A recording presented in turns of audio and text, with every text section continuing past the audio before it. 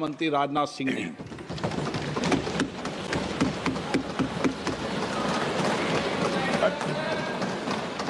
अध्यक्ष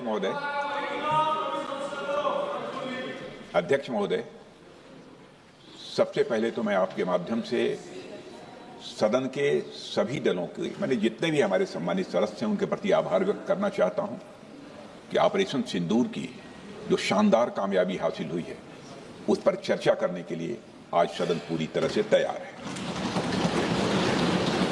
अध्यक्ष महोदय, सबसे पहले मैं इस सदन के माध्यम से मैं देश के उन वीर सपूतों को, उन बहादुर सैनिकों को नमन करता हूं जिन्होंने की राष्ट्र की सीमाओं की रक्षा के लिए जब भी आवश्यकता पड़ी है अपना बलिदान देने में वह पीछे नहीं रहे हैं। आज भी वह तैयार हैं और आज भी वह तत्पर हैं। साथ ही मैं उन सैनिकों की स्मृति को भी अध्यक्ष महोदय नमन करता हूं जिन्होंने की भारत की एकता और अखंडता सुनिश्चित करने के लिए अपना सर्वस्व बलिदान कर दिया। मैं पूरे देश की तरफ से सेनाओं के सभी जवानों के प्रति कृतज्ञता व्यक्त करता हूं। अध्यक्ष महोदय, आज मैं आपकी अनुमति से ऑपरेशन सिंदूर से जुड़े कुछ महत्वपूर्ण तथ्यों और विषयों को सदन के समक्ष रखने के लिए यहां खड़ा हूं। अध्यक्ष महोदय, 6 और 7 मई 2025 को भारतीय सेनाओं ने ऑपरेशन सिंदूर के नाम से एक ऐतिहासिक सैन्य कार्रवाई को अंजाम दिया। यह केवल एक सैन्य कार्रवाई नहीं थी, बल्कि यह भारत की संप्रभुता, उसकी अस्मिता, देश के नागरिकों के प्रति हमारी जिम्मेदारी और आतंकवाद के खिलाफ हमारी नीति का एक इफेक्टिव और डिसाइसिव डिमॉन्स्ट्रेशन था। अध्यक्ष महोदय, जैसा इस सदन को जानकारी है, 22 अप्रैल 2025 को जम्मू कश्मीर के पहलगाम क्षेत्र में एक अमानवीय और कायराना आतंकी हमला हुआ।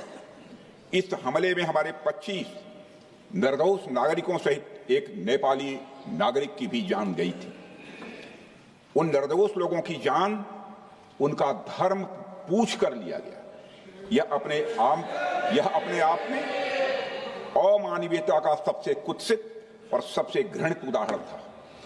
यह घटना भारत की सहन शक्ति की सीमा की भी मैं मानता हूं परीक्षा थी। अध्यक्ष महोदय, इस हमले के तुरंत बाद हमारे प्रधानमंत्री श्री नरेंद्र मोदी जी ने तीनों सेनाओं के प्रमुखों की एक उच्च स्तरीय बैठक की और उन्हें छूट दी गई कि वे अपने विवेक, स्ट्रेटेजिक अंडरस्टैंडिंग और रीजनल सिक्योरिटी सिचुएशन को ध्यान में रखते हुए वह निर्णायक कार्रवाई करें। इसके बाद हमारे सैन्य नेतृत्व ने न केवल अपनी मैच्योरिटी दिखाई, बल्कि उस स्ट्रेटेजिक विजडम का भी परिचय दिया जिसकी उम्मीद भारत जैसी एक रिस्पॉन्सिबल पावर से की जाती है। अध्यक्ष महोदय, ऑपरेशन सिंदूर को अंजाम देने से पहले हमारी सेनाओं ने हर पहलू का बहुत ही गहराई के साथ अध्ययन किया। हमारे पास कई विकल्प थे, लेकिन हमने उस विकल्प को चुना जिसमें आतंकवादियों और उनके ठिकानों को अधिकतम नुकसान पहुंचे और जिसमें पाकिस्तान के आम नागरिक को कोई क्षति न होने पाए, इस बात की भी हम लोगों ने चिंता की। अध्यक्ष महोदय, हमारी सेनाओं द्वारा की गई वेल कोऑर्डिनेटेड स्ट्राइक्स ने 9 टेररिस्ट इंफ्रास्ट्रक्चर टारगेट्स को प्रिसीजन के साथ, सटीकता के साथ हिट किया और इस सैन्य कार्रवाई में एक अनुमान के अनुसार 100 से अधिक आतंकवादी, मैं बहुत संभल कर बोल रहा हूं अध्यक्ष महोदय, हमारी फिगर गलत ना होने पाए, फिगर इससे बहुत अधिक है। 100 से अधिक आतंकवादी, उनके ट्रेनर, उनके प्रशिक्षक, उनके हैंडलर, लश्कर-ए तोयबा और हिजबुल मुजाहिदीन जैसे आतंकवादी संगठनों से संबंधित थे। ये वही आतंकी संगठन हैं जिन्होंने पाकिस्तान की सेना और ISI का जिन्हें खुला समर्थन प्राप्त है। अध्यक्ष महोदय, 7 मई 2025 को रात्रि 1:05 भारतीय सशस्त्र बलों ने ऑपरेशन सिंदूर प्रारंभ किया, जिसमें पाकिस्तान और पाक ऑक्युपाइड कश्मीर में भारत के खिलाफ आतंकी गतिविधियों से जुड़े 9 स्थानों को निशाना बनाया गया। इसमें पीओके के मुजफ्फराबाद में सवाई नाला और सैयदना बिलाल कैंप, कोटली में मस्जिद अब्बास व मसबर रहील शाहिद कैंप, कोटली में गुलपुर कैंप, भिम्बर में बरनाला कैंप, कोटली में अब्बास कैंप और पाकिस्तान के पंजाब प्रांत में बहावलपुर, मुरिदके और सरजाल और मेहमुना जोया शामिल थे। इनमें से 7 आतंकी शिविरों को भारतीय सेना ने पूरी तरह से नष्ट कर दिया, जबकि भारतीय वायुसेना ने मुरिदके और बहावलपुर को नेस्त नाबूद किया, जो लश्कर-ए-तोयबा और जैशे मोहम्मद के केंद्र हैं। पूरा ऑपरेशन मात्र, अध्यक्ष महोदय, जानकर पूरे सदन को प्रसन्नता होगी कि विदिन 22 मिनट्स पूरा ऑपरेशन समाप्त हो गया और हमने आतंकवादियों को उनके घर में घुसकर मारा। सशस्त्र बलों ने हमारी माताओं और बहनों के सिंदूर का बदला लिया और प्रत्येक भारतीय इस भावना से ओत-प्रोत हो गया। अध्यक्ष महोदय, मैं चाहूंगा कि पूरा सदन एक बार हमारे सेना के बहादुर जवानों के शौर्य और पराक्रम का अभिनंदन करे। अध्यक्ष महोदय, यह सिंदूर की लाली शौर्य की कहानी है। यह सिंदूर की लाली शौर्य की कहानी है, भारत के मस्तक पर वीरता की निशानी है। अध्यक्ष महोदय, सेनाओं ने अंधेरी रात होने के बावजूद हमले की सफलता के स्पष्ट एविडेंस भी जुटाए हैं, साक्ष्य है हमारे पास। अध्यक्ष महोदय, हमले के कुछ ही घंटों के भीतर एक प्रेस रिलीज और मीडिया ब्रीफिंग के माध्यम से इन्हें जनता की जानकारी के लिए जारी कर दिया गया था। मुझे यह पुष्टि करते हुए गौरव की अनुभूति हो रही है कि सशस्त्र बल अपने सभी मिशन ऑब्जेक्टिव्स को पूरा करने में पूरी तरह से सक्षम रहे और साथ ही कामयाब रहे।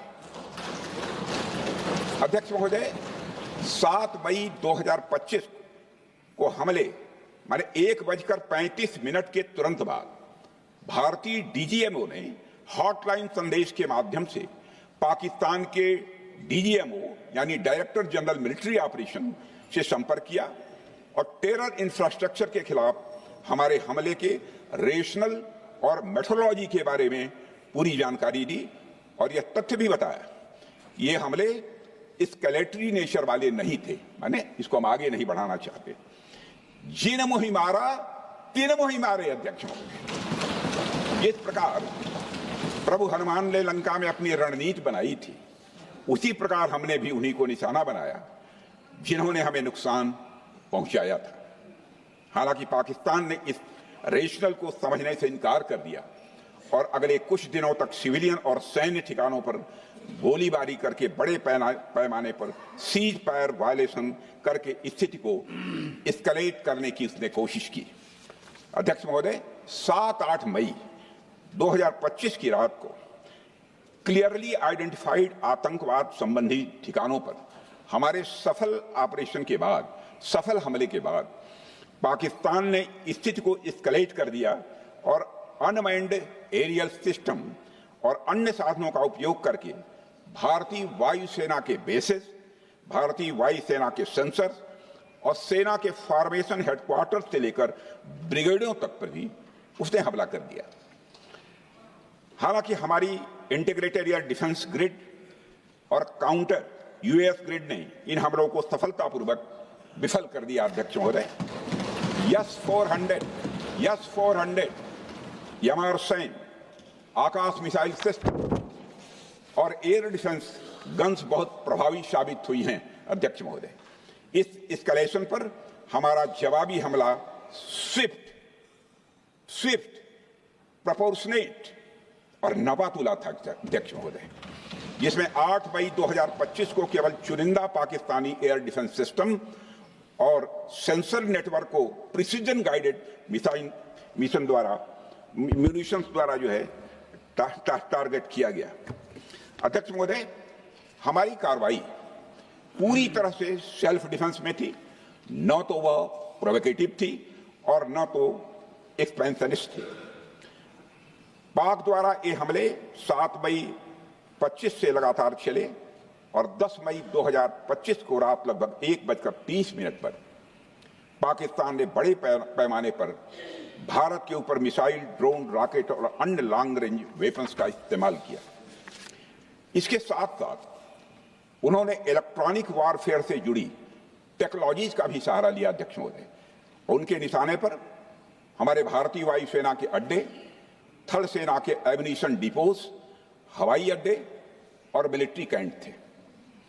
अध्यक्ष महोदय, यह कहते हुए मुझे गौरव की अनुभूति हो रही है कि हमारे air defence system, counter drone system और इलेक्ट्रॉनिक इक्विपमेंट्स ने पाकिस्तान के इस हमले को पूरी तरह से नाकाम कर दिया। पाकिस्तान हमारे किसी भी टारगेट को हिट नहीं कर पाया अध्यक्ष महोदय, और हमारे किसी भी इंपॉर्टेंट एसेट को नुकसान नहीं हुआ है। हमारी सुरक्षा व्यवस्था अध्यक्ष महोदय चाक चौबंद थी और हर हमले को हम लोग रोका गया। मैं इसके लिए भारतीय सेना के बहादुर सैनिकों की जमकर सराहना करता हूं, जिन्होंने दुश्मन के हर मंसूबे पर पानी फेर दिया। और अपने प्रतिपक्ष के मित्रों से भी कहना चाहता हूं, एक बार फिर से भारत के सेना के जवानों का कम से कम मेज थपथपाकर उनका अभिनंदन करिए। बहुत बहुत धन्यवाद। बहुत बहुत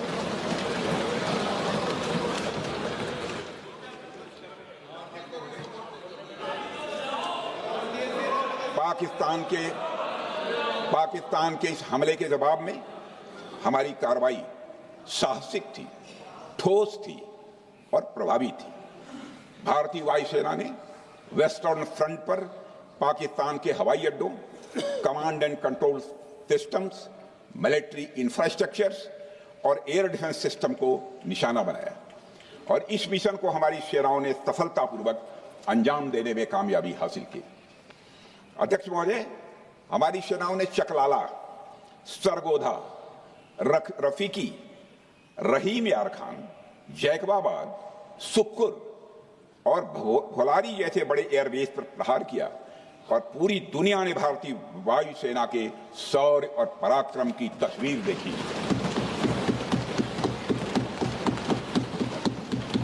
अध्यक्ष महोदय, ऑपरेशन सिंदूर ट्राई सर्विसेज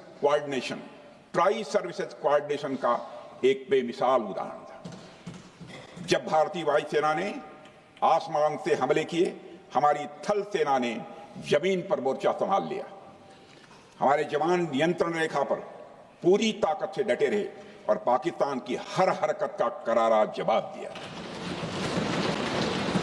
अध्यक्ष महोदय, भारतीय नौसेना ने भी, लोग पूछते हैं भारतीय नौसेना का क्या रोल था, भारतीय नौसेना ने भी उत्तरी अरब सागर में अपनी तैनाती मजबूत कर दी। भारतीय नौसैनिकों ने पाकिस्तान को यह साफ संदेश दिया कि हम समुद्र से लेकर जमीन तक पाकिस्तान के हर महत्वपूर्ण ठिकानों पर प्रहार करने में न केवल सक्षम हैं बल्कि हम तैयार हैं। अध्यक्ष महोदय, इस ऑपरेशन का मकसद टेररिस्ट कैंप्स और उनके सपोर्टर्स को टारगेट करना, उन्हें नेस्त नाबूद करना था और यह साफ संदेश देना था कि भारत आतंकवाद के विरुद्ध जीरो टॉलरेंस रखता है। भारत ने कार्रवाई इसलिए रोकी क्योंकि कॉन्फ्लिक्ट के पहले और उसके दौरान जो भी पॉलिटिकल और मिलिट्री ऑब्जेक्टिव्स तय किए गए थे उसे हम पूरी तरह से हासिल कर चुके थे। इसलिए यह कहना, यह मानना कि यह ऑपरेशन किसी दबाव में रोका गया था, यह बेबुनियाद है और सरासर गलत है।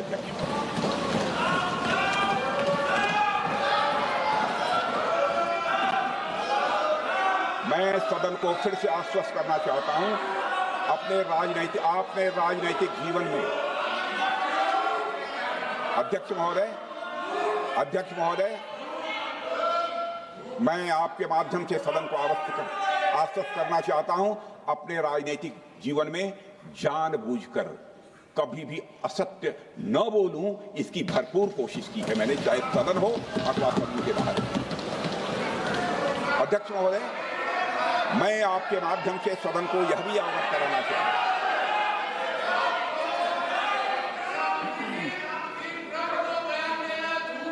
प्लीज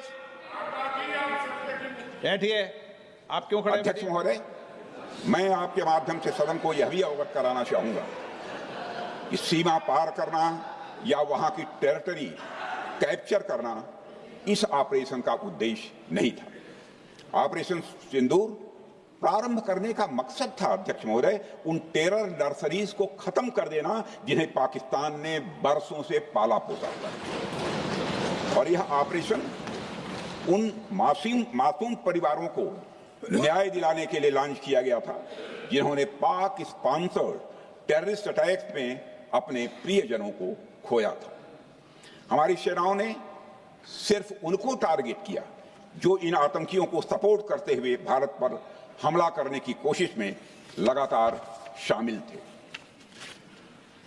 अध्यक्ष महोदय, ऑपरेशन सिंदूर का ओवरऑल पॉलिटिको मिलिट्री ऑब्जेक्टिव यह था कि आतंकवाद के रूप में प्रॉक्सी वार लड़ रहे पाकिस्तान को सजा दी जाए, और इसी वजह से आर्म फोर्सेस को पूरी आजादी दी गई थी कि वे अपने टारगेट खुद चुने और करारा जवाब दें। और इस ऑपरेशन का उद्देश्य कोई भी युद्ध छेड़ना नहीं था, बल्कि फोर्स के डिमॉन्स्ट्रेटिव यूज से एडवर्सरी को झुकने के लिए मजबूर करना था। 10 मई की सुबह जब भारतीय वायुसेना ने पाकिस्तान की मल्टीपल एयरफील्ड पर करारा प्रहार किया तो पाकिस्तान ने हार मान ली है अध्यक्ष महोदय, और हॉस्टिलिटी रोकने की कोशिश की। अब रोक दीजिए महाराज। उन्होंने एक कोशिश की, हमारे डीएमओ से बात की, महाराज अब रोक दीजिए, बहुत हो गया। यह पेशकश इस कैबिनेट के साथ स्वीकार की गई थी। सुने, रुकिए तो रुकिए, बता दूंगा, बता दूं। अब बैठ जाइए, आपको मौका मिलेगा। यह क्यों रुका, इसका पहले ही मैं पूरी तरह से वर्णन कर चुका हूं अध्यक्ष महोदय। मैं नेता प्रतिपक्ष को बहुत सम्मान के साथ कहना चाहता हूं कि कृपया एक बार मेरा पूरा भाषण पूछ लें। आपको प्रश्न पूछने की पूरी आजादी है, आप पूछ सकते हैं, मैं उसका उत्तर दूंगा। अध्यक्ष महोदय, 10 मई की सुबह जब भारतीय वायुसेना ने पाकिस्तान की मल्टीपल एयरफील्ड पर करारा प्रहार किया तो पाकिस्तान ने हार मानी और हॉस्टिलिटी रोकने की उन्होंने पेशकश की। यह पेशकश इस कैबिनेट के साथ स्वीकार की गई हम लोगों के द्वारा कि यह ऑपरेशन केवल पाज किया गया है, स्थगित किया गया है। यह ऑपरेशन समाप्त नहीं हुआ है अध्यक्ष महोदय। अगर पाकिस्तान की ओर से भविष्य में कोई भी मिस एडवेंचर हुआ तो यह ऑपरेशन अध्यक्ष महोदय, मैं सदन को आश्वस्त करना चाहता हूं, दोबारा प्रारंभ हो।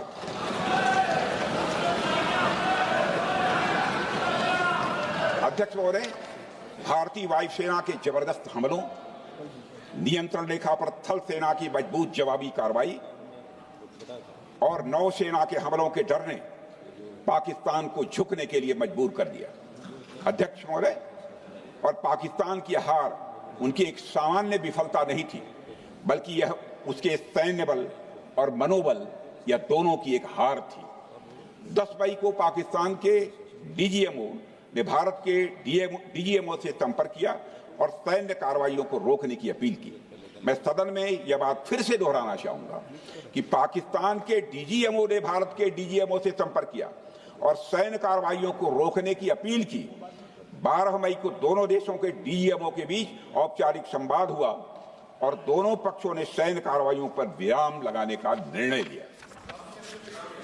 अध्यक्ष महोदय, हमारे सैनिकों का जो मनोबल, मातृभूमि की रक्षा करने का जो उनका समर्पण है, ऑपरेशन सिंदूर के दौरान उसका दर्शन 140 करोड़ से अधिक भारतवासियों ने देखा। मुझे खुद भी और प्रधानमंत्री जी को सीमावर्ती क्षेत्रों में जाकर हमारे जवानों से मुलाकात का अवसर मिला है।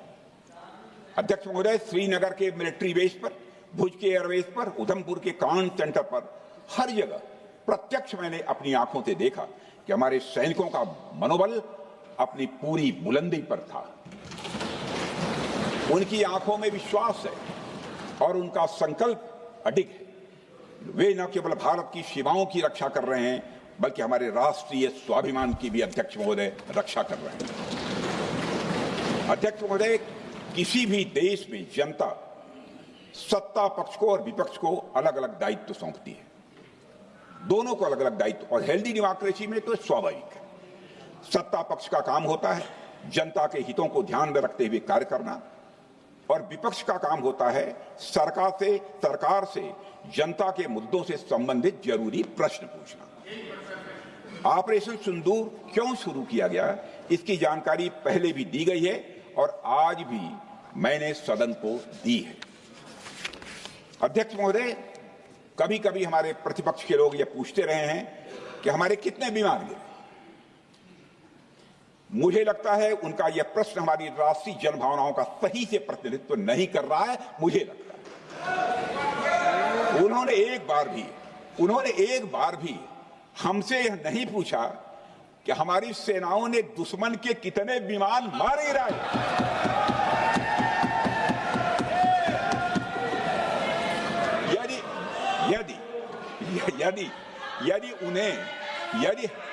यदि उन्हें प्रश्न पूछना ही है अध्यक्ष महोदय, तो उनका प्रश्न यह होना चाहिए, क्या भारत ने आतंकवादी ठिकानों को तबाह किया? तो उसका उत्तर है हाँ।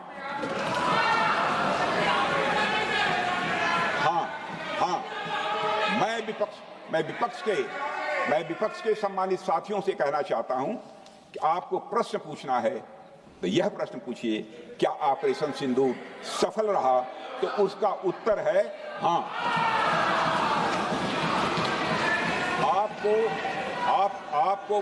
आपको प्रश्न पूछना है तो यह प्रश्न पूछिए कि जिन आतंकियों ने हमारी बहनों, हमारी बेटियों का सिंदूर मिटाया, क्या हमारी सेनाओं ने ऑपरेशन सिंदूर में उन आतंकियों के आकाओं को मिटाया? तो इसका उत्तर है हाँ। और आपको प्रश्न पूछना है तो यह पूछिए कि इस ऑपरेशन में क्या हमारे जाबाज सैनिकों को कोई क्षति हुई है? तो उसका उत्तर है नहीं। अध्यक्ष महोदय, लक्ष्य जब बड़े हो तो अपेक्षाकृत छोटे मुद्दों पर हमारा ध्यान नहीं जाना चाहिए। लक्ष्य बड़े हों तो छोटे मुद्दों पर, अपेक्षाकृत जो छोटे मुद्दे होते हैं कंपैरेटिवली, उन पर ध्यान नहीं जाना चाहिए, क्योंकि छोटे मुद्दों पर ही ध्यान देते रहने से देश की सुरक्षा और सैनिकों के सम्मान और उत्साह जैसे बड़े मुद्दों से ध्यान हट सकता है, जैसा कि विपक्ष के हमारे कुछ साथियों के साथ हो रहा है। अब चूंकि विपक्ष के मित्र ऑपरेशन सिंदूर को लेकर उचित प्रश्न नहीं पूछ पा रहे हैं, तो उन्हें मैं क्या बताऊं अध्यक्ष महोदय। मैं लगभग 4 डिकेड से अधिक समय से राजनीति में, सत्ता पक्ष हो या विपक्ष हो, अपनी पार्टी हो या दूसरी पार्टी हो, कभी भी किसी के साथ दलगत राजनीति को मैंने शत्रुतापूर्ण तरीके से जिंदगी में नहीं देखा है मैंने अध्यक्ष महोदय। इसलिए आज अगर विपक्ष प्रश्न पूछने में असफल है, मैं विपक्ष को उनके इस काम में थोड़ी सी मदद करना चाहता हूं।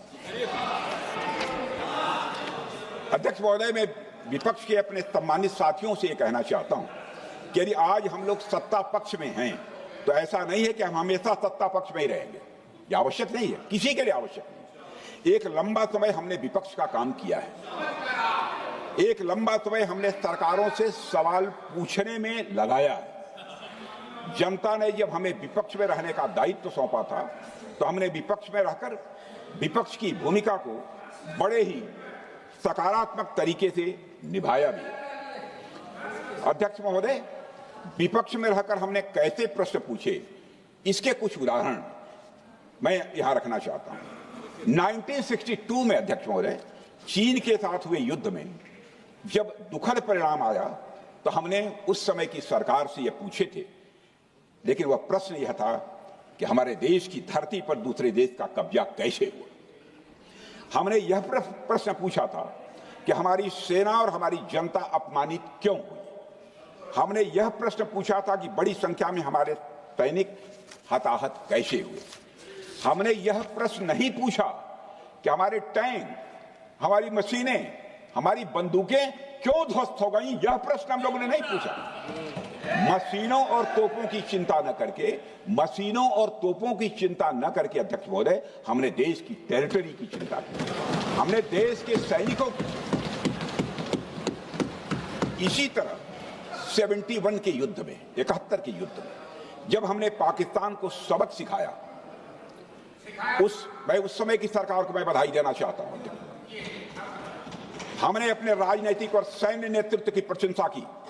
हमने ये नहीं देखा कि किस दल की सरकार है, किस विचारधारा की सरकार है, इसकी चिंता नहीं की कभी। हमारे नेता अटल बिहारी वाजपेयी ने संसद में खड़े होकर उस समय के नेतृत्व की प्रशंसा की थी। हमने इस बात की खुशी जाहिर कि हमने अपने शत्रु को सबक सिखाया।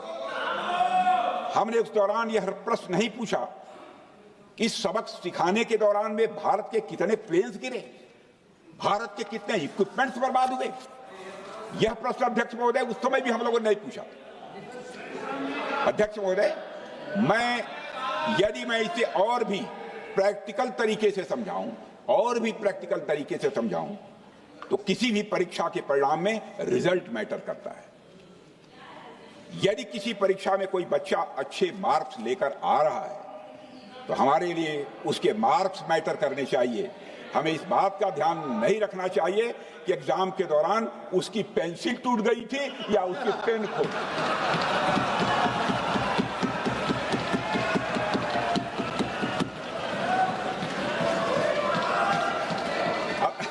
अध्यक्ष महोदय, अल्टीमेटली रिजल्ट मैटर करता है। और रिजल्ट यह है, अध्यक्ष महोदय, अल्टीमेटली रिजल्ट मैटर करता है। और रिजल्ट यह है अध्यक्ष महोदय कि ऑपरेशन सिंदूर के दौरान हमारी सेनाओं ने जो लक्ष्य निर्धारित किया था, उन लक्ष्यों को पूर्ण रूप से प्राप्त करने में हमने कामयाबी हासिल की। अध्यक्ष महोदय, भारत हमेशा से पाकिस्तान सहित अपने पड़ोसी देशों से मित्रता और सहयोगपूर्ण संबंध का सदैव इच्छुक रहा है। इसके लिए भारत की सभी सरकारों ने ईमानदारी से प्रयास भी किए हैं। वह चाहे आदरणीय लाल बहादुर शास्त्री जी हों, या अटल बिहारी वाजपेयी जी हों, या हमारे स्वर्गीय मनमोहन सिंह जी हों, या प्रधानमंत्री श्री नरेंद्र मोदी जी, सभी ने हमेशा चाहा है कि इस इलाके में शांति और समृद्धि बनी रहे। सभी ने यह चाहा। अध्यक्ष महोदय, यह बात हमारी सिविलाइजेशनल वैल्यूज के साथ मेल खाती है, इसलिए ऐसा हुआ। अध्यक्ष महोदय, पूरा विश्व जानता है कि पूर्व प्रधानमंत्री से अटल बिहारी वाजपेयी जी ने शांति का संदेश लेकर 1999 में लाहौर बस यात्रा की थी। वह सिर्फ एक यात्रा नहीं थी, वह यात्रा भारत की संस्कृति और शांति की प्रतीक थी।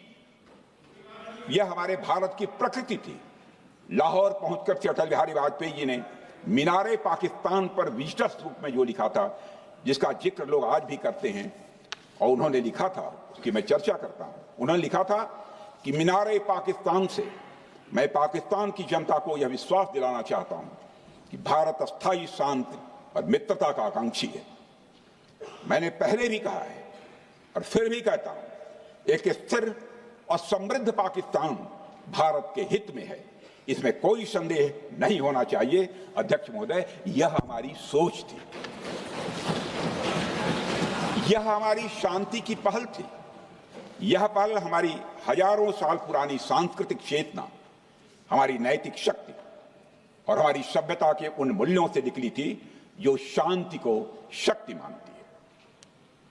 अध्यक्ष महोदय, लेकिन हमारे शांति के प्रयास को हमारी नाइविटी, उदारता या सरलता समझ लिया गया। जब हम शांति के लिए कदम बढ़ा रहे थे, उसी वक्त पाकिस्तान कारगिल में घुसपैठ की साजिश रच रहा था। हम दोस्ती के राह पर थे तो वो षड्यंत्र की राह पर थे। जब हम मामला खुलकर सामने आया तो हमारे वीर सैनिकों ने इस घुसपैठ के खिलाफ कार्रवाई करना प्रारंभ किया।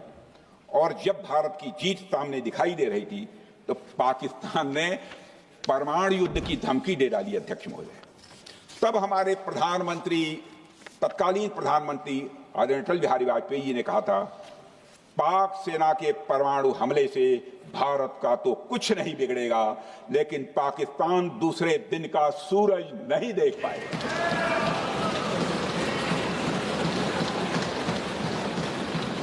यानी अटल जी जो शांति का पैगाम लेकर गए, वही अटल जी शक्ति का भी परिचय देने में तनिक भी नहीं हिचके। यही है भारत। अध्यक्ष महोदय, यह सामर्थ्य का उद्घोष था। यह एक स्पष्ट संदेश था कि भारत शांति चाहता है, लेकिन अगर कोई हमारी संप्रभुता को चुनौती देगा तो उसका जवाब भी उतनी ही दृढ़ता से दिया जाएगा। अध्यक्ष महोदय, 2015 में जब हमारे प्रधानमंत्री मोदी जी ने लाहौर जाकर नवाज शरीफ से मुलाकात की, तो भारत ने फिर से दोस्ती का हाथ बढ़ाया। भारत ने फिर से दोस्ती का हाथ बढ़ाया। अध्यक्ष महोदय, हम वाकई में शांति की राह पर चलना चाहते थे, क्योंकि हमारी मूल प्रकृति बुद्ध की है, युद्ध की नहीं है।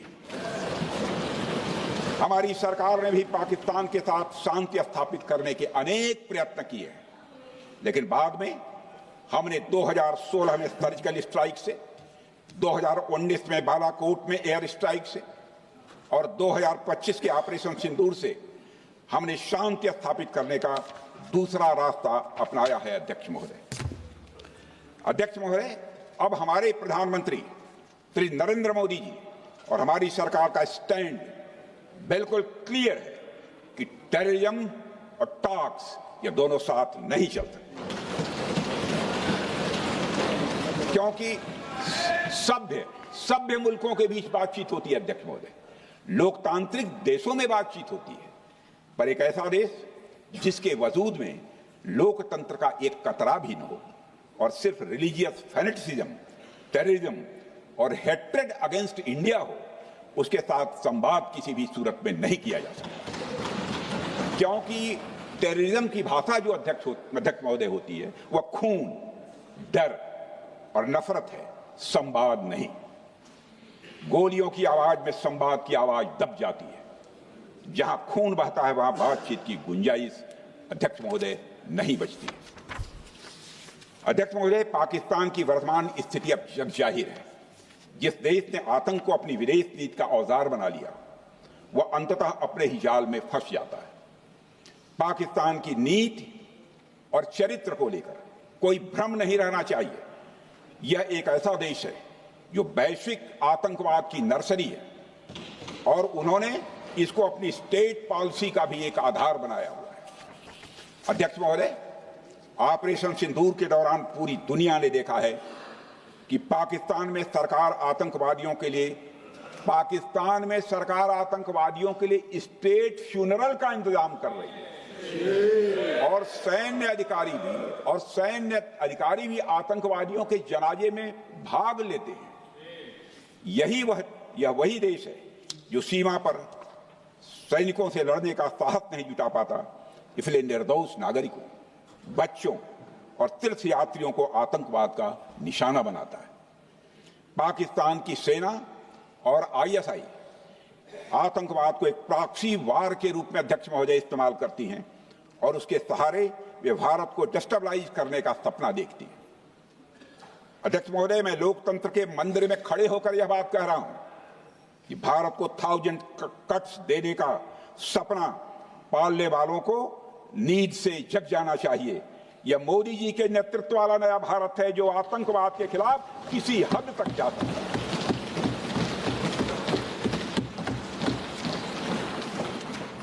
अध्यक्ष महोदय, आप भारत का इतिहास जानते हैं। देखिए, हमने कभी भी किसी की 1 इंच जमीन पर आज तक कभी कब्जा नहीं किया है। हम यह भी जानते हैं कि युद्ध अपनी बराबरी वालों से करना चाहिए। ऐसा गोस्वामी तुलसीदास जी ने लिखा है और गोस्वामी तुलसीदास जी कहते हैं कि नीति ऐसी ही होनी चाहिए, प्रीति और बैर बराबरी वाले से ही करनी चाहिए। शेर यदि मेढकों को मारे तो उसका बहुत अच्छा संदेश नहीं आता है अध्यक्ष महोदय। और अध्यक्ष महोदय, हमारे देश की सेना शेर है।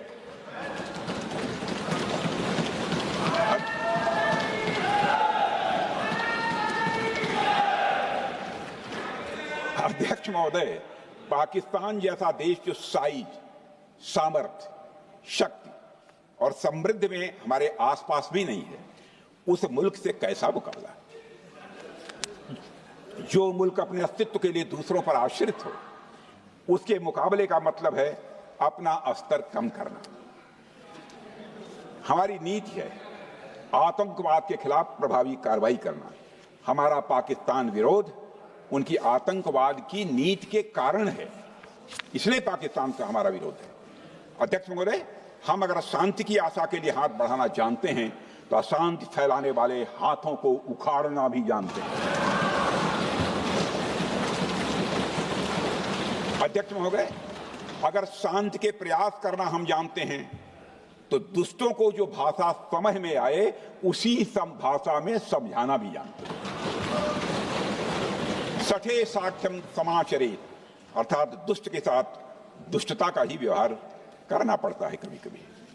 अध्यक्ष महोदय, हमने भगवान कृष्ण से सीखा है कि शिशुपाल की 100 गलतियां माफ की जा सकती हैं, पर अंत में धर्म की रक्षा के लिए सुदर्शन चक्र उठाना ही पड़ता। हमने पार्लियामेंट का अटैक सहा है अध्यक्ष महोदय, 2001 का मुंबई अटैक सहा है, झेला है, लेकिन अब हमने कह दिया है इनफ इज इनफ। अब हमने सुदर्शन चक्र उठा लिया है अध्यक्ष महोदय। अध्यक्ष महोदय, हमारी प्रवृत्ति भगवान राम और भगवान कृष्ण से प्रेरित है, जो हमें शौर्य भी सिखाती है और धैर्य भी सिखाती है।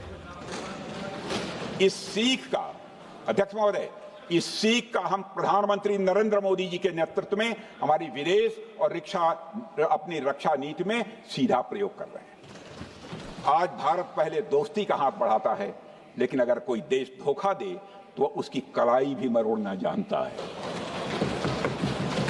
अध्यक्ष महोदय, हमारी नीति स्पष्ट है कि हमने एक समय लाहौर बस यात्रा की भाषा में बात की थी, तो पाकिस्तान ने हमारी उस भाषा को नहीं समझा, तो अब हम उन्हें बालाकोट स्ट्राइक की भाषा में जवाब देंगे।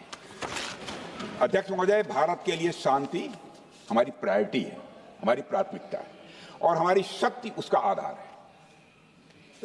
भारत के लिए शांति प्राथमिकता है और हमारी शक्ति उसका आधार है। यह शक्ति हमारे सामर्थ्य से पैदा हुई है अध्यक्ष महोदय, और यह सामर्थ्य पिछले 11 साल में कई गुना बढ़ गया है। मैं ये नहीं कहता हूं पहले नहीं था, पहले था, लेकिन अब कई गुना बढ़ गया। आज भारत विश्व की चौथी सबसे बड़ी अर्थव्यवस्था है और अभी आई मॉर्गन स्टैनली के रिपोर्ट के मुताबिक 2028 तक विश्व की तीसरी सबसे बड़ी अर्थव्यवस्था बनने की ओर भारत चल रहा है। अध्यक्ष महोदय, आर्थिक उन्नति के साथ साथ भारत के रक्षा क्षेत्र में 2014 से उल्लेखनीय परिवर्तन, रिमार्केबल चेंज आया है। आज का भारत डिफेंस सेक्टर में आत्मनिर्भरता, सेल्फ रिलायंस और स्वदेशी उत्पादन की दिशा में तेजी से आगे बढ़ रहा है। अध्यक्ष महोदय, आज हम हर दृष्टि से समर्थ भी हैं और सक्षम भी हैं। अध्यक्ष महोदय, मैं सदन को यह भी जानकारी देना चाहता हूं, उसके बाद जब प्रश्न पूछा गया हमारे सारे चीफ से, सीडीएफ से, डिफेंस सेक्रेटरी से, क्या ऑपरेशन के लिए तैयार हैं, क्षण भर की देर नहीं लगाई, सबने बोला यस सर। अध्यक्ष महोदय, ऑपरेशन सिंदूर हमारे सामर्थ्य का ही प्रतीक था, जिसमें हमने दिखा दिया कि अगर कोई हमारे नागरिकों को मारेगा तो भारत चुप नहीं बैठेगा। भारत की आत्मरक्षा के लिए हमारा राजनीतिक तंत्र और नेतृत्व बिना किसी दबाव के काम करेगा। हमारी मिसाइल फिजिकल सीमाएं लांघेंगी अध्यक्ष महोदय, और हमारे वीर सैनिक दुश्मन की कमर तोड़ेंगे। अध्यक्ष महोदय, हम आतंकवाद को उसके हर रूप और स्वरूप में पूरी तरह समाप्त करने के लिए पूरी तरह से प्रतिबद्ध हैं, और इस संदर्भ में हमें एक महत्वपूर्ण बात समझनी होगी। Pakistan sponsored terrorism is not random madness, there is a method in this madness. यह एक सुनियोजित रणनीति है, यह एक फंडामेंटल रेज है। अध्यक्ष महोदय, प्रसिद्ध लेखक वीएस नायपाल ने सही कहा था, पाकिस्तान में होना एक ऐसी अल्टरनेट और कंट्रास्टिंग रियलिटी है, where war is peace, freedom is slavery, ignorance is strength, यानी यहां युद्ध ही शांति है, गुलामी ही स्वतंत्रता है और जिहालत यानी अज्ञानता ही ताकत है।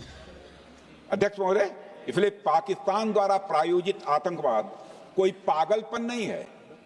पाकिस्तान द्वारा प्रायोजित आतंकवाद कोई पागलपन नहीं है, यह एक सोची समझी साजिश का हिस्सा है। यह एक ऐसी प्रक्रिया है जो आतंक को एक पॉलिटिकल टूल की तरह इस्तेमाल करती है। यह सिर्फ आतंकवाद नहीं, यह एक टूल किट है, एक ऐसा टूल किट जिसे पाकिस्तान की सेना और उसकी एजेंसियां एक नीति की तरह अपनाए हुए हैं। This tool kit is in opposition to civilized code of conduct that the rest of the world prefers to abide by. यानी यह टूल किट उस सिविलाइज्ड कोड ऑफ कंडक्ट के खिलाफ है जिसे दुनिया का हर जिम्मेदार देश मानता है। अध्यक्ष महोदय, यह एक कट्टरपंथी सोच की उपज है जिसमें सहिष्णुता के लिए कोई जगह नहीं। हमारा पाकिस्तान के साथ कोई सीमा का संघर्ष नहीं है अध्यक्ष महोदय, बल्कि यह सभ्यता बनाम बर्बरता का संघर्ष है। पाकिस्तान के हुक्मरान जानते हैं कि उनके सैनिक युद्ध के मैदान में भारत से नहीं जीत सकते, इसलिए वे आतंक को पालते ही नहीं, उन्हें प्रशिक्षण देते हैं और फिर दुनिया के सामने खड़े होकर निर्दोष बनने की कोशिश करते हैं। अध्यक्ष महोदय, पाकिस्तान दोहरे मापदंड और झूठ की बुनियाद पर खड़ा हुआ एक ऐसा देश है जो अब फेल्ड स्टेट के तौर पर देखा जा रहा है। भारत ने ऑपरेशन सिंदूर के जरिए पूरी दुनिया को दिखा दिया है कि हम इस आतंकवाद के गंदे खेल को जड़ से समाप्त करने का संकल्प ले चुके हैं।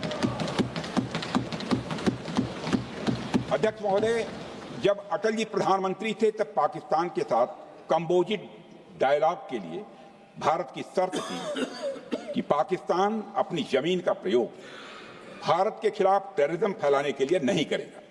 एक कंपोजिट डायलॉग के लिए भारत की शर्त थी, जिसे पाकिस्तान ने भी मान लिया था उसमें।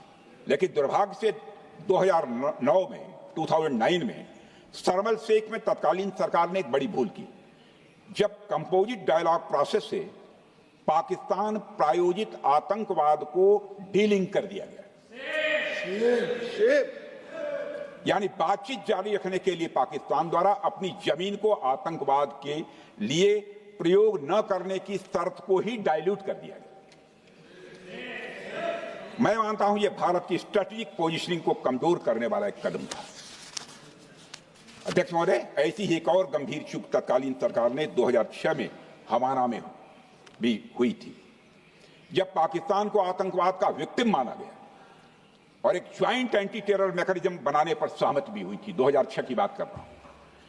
अध्यक्ष महोदय, यह सोचने वाली बात है कि जो देश आतंक को पैदा करता है, उसे पालता है, उस देश को ही आतंक से पीड़ित मान लेना कितना बड़ा स्ट्रेटेजिक ब्लंडर है। अध्यक्ष महोदय, आतंकवाद के खिलाफ हमारी लड़ाई अब केवल सीमा पर नहीं है, बल्कि वैचारिक मोर्चों पर भी लड़ी जा रही है। इसी उद्देश्य से प्रधानमंत्री जी कई हाई लेवल डेलीगेशंस का गठन भी उन्होंने किया था, जिसमें हमारे लगभग अधिकांश दलों के सम्मानित सदस्य उसमें शामिल थे। उसमें विभिन्न राजनीतिक दलों के रिप्रेजेंटेटिव शामिल हैं और सचमुच इस समिति ने वैश्विक मंचों पर जाकर भारत की बात बहुत ही प्रभावी तरीके से रखी और आतंकवाद के विरुद्ध वैश्विक समर्थन को उन्होंने मजबूत किया।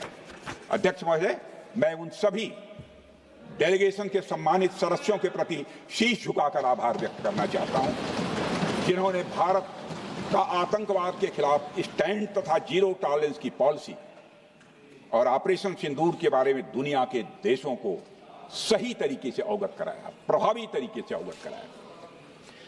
अध्यक्ष महोदय, ऑपरेशन सिंदूर को लेकर सर्वदलीय बैठक भी हुई। I am very happy to tell the house I am very happy to tell the House that during Operation Sindoor, all the political parties of the country kept aside all ideologies and differences and showed solidarity with the nation, with the soldiers and with the government. फिर इसके लिए आभार व्यक्त करता हूं। मुझे लगता है यही इस देश के लोकतंत्र की खूबसूरती है।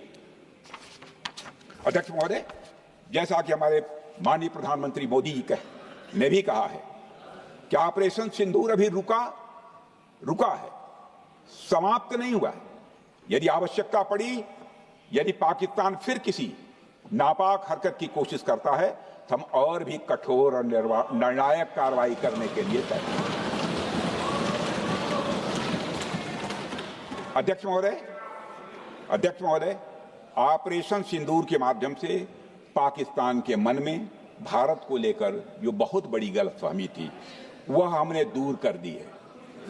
और मेरी दूर थोड़ी बहुत बची है, भई होगी तो उसको भी दूर कर देंगे। अध्यक्ष महोदय, मुझे महाकवि राष्ट्र कवि रामधारी सिंह जी दिनकर की कुछ पंक्तियां याद आती हैं। अध्यक्ष महोदय, क्षमाशील हो रिपु समक्ष, तुम हुए बिनत जितना ही, दुष्ट कौरवों ने तुमको कायर समझा उतना ही। अध्यक्ष महोदय, भारत ने न केवल अपनी सैन्य क्षमता का प्रदर्शन किया, बल्कि अपनी राष्ट्रीय दृढ़ता, नैतिकता और राजनीतिक कुशलता का भी परिचय दिया है। भारत अब किसी भी आतंकी हमले का निर्णायक और स्पष्ट उत्तर देगा। अध्यक्ष महोदय, हमने एक नई लक्ष्मण रेखा खींच ली है। अब आतंकवाद को आश्रय और समर्थन देने वालों को कोई शरण नहीं मिलेगी।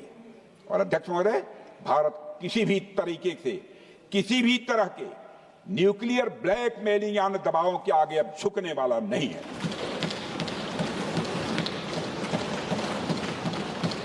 अध्यक्ष महोदय, ऑपरेशन सिंदूर के माध्यम से जो हमने किया और उससे पहले सर्जिकल स्ट्राइक और एयर स्ट्राइक के जरिए जो संदेश दिया गया वह बहुत पहले ही हो जाना चाहिए, लेकिन जो होता है समय पर ही होता है।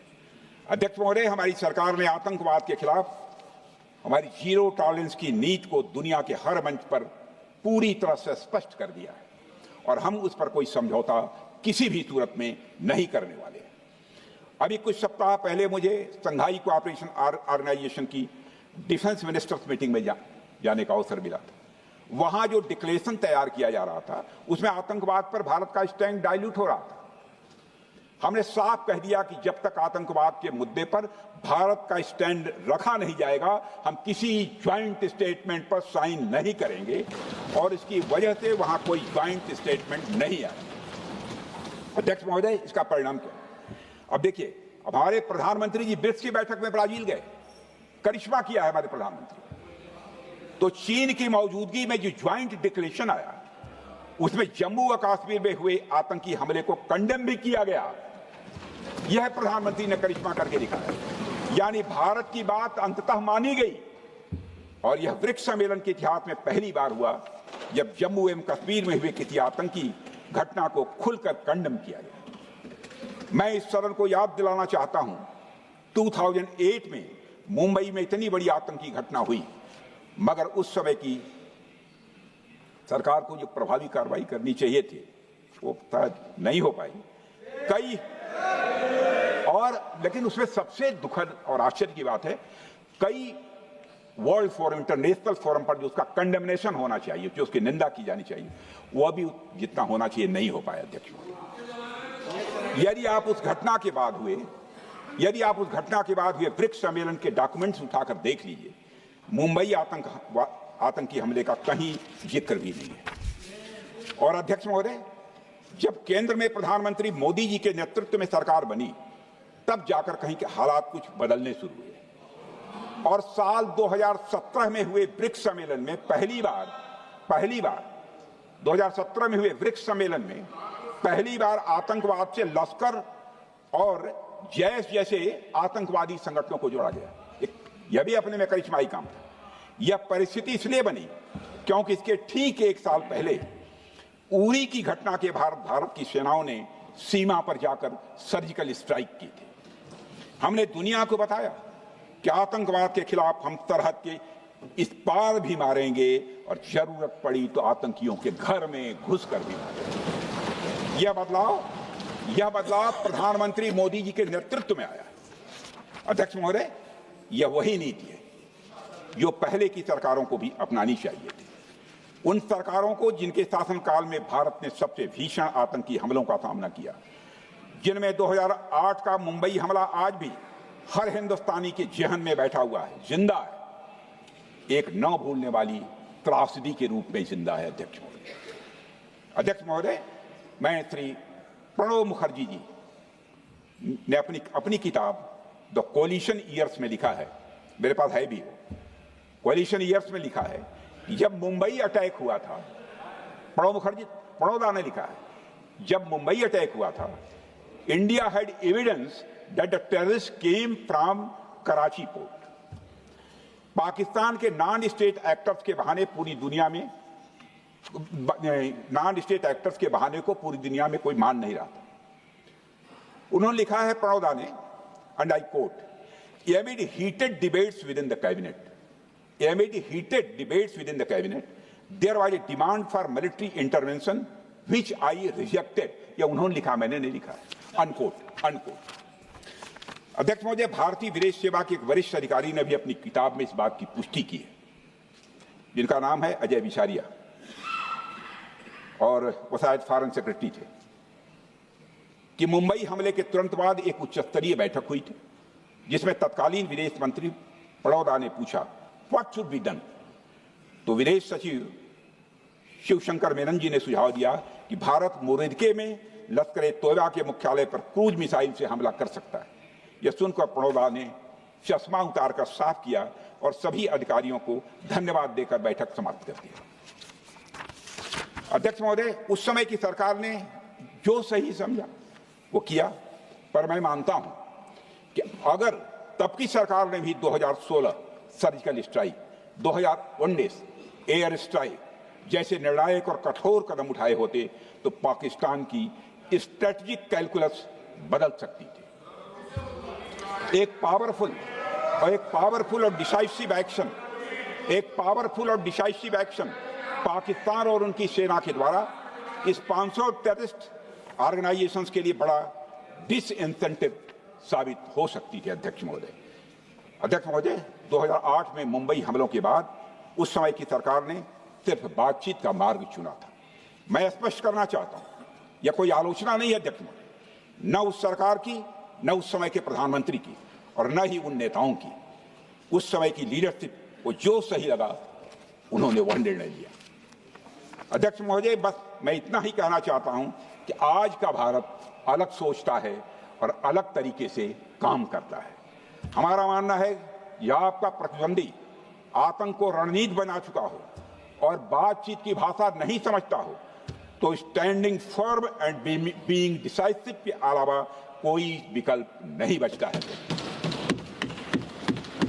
अध्यक्ष महोदय, आज हमारे प्रधानमंत्री मोदी जी के नेतृत्व में भारत वह देश नहीं रहा जो पहले था। Two-day doziers have been replaced by decisive action. Two-day doziers have been replaced by decisive action. आज भारत सहता नहीं है, भारत जवाब देता है। अध्यक्ष महोदय, आज भारत आतंक की जड़ तक जाता है और उसे उखाड़ फेंकने का सामर्थ्य रखता है। अध्यक्ष महोदय, मैं इस सदन को और देश की जनता को यह विश्वास दिलाना चाहता हूं कि हमारी सरकार, हमारी सेनाएं और हमारी लोकतांत्रिक संस्थाएं सब मिलकर, हम और ये सारे लोग सभी मिलकर देश की एकता, अखंडता और सुरक्षा के लिए जो भी कदम उठाना आवश्यक होगा वह कदम उठाएंगे और उसके प्रति हम पूरी तरह से कमिटेड हैं।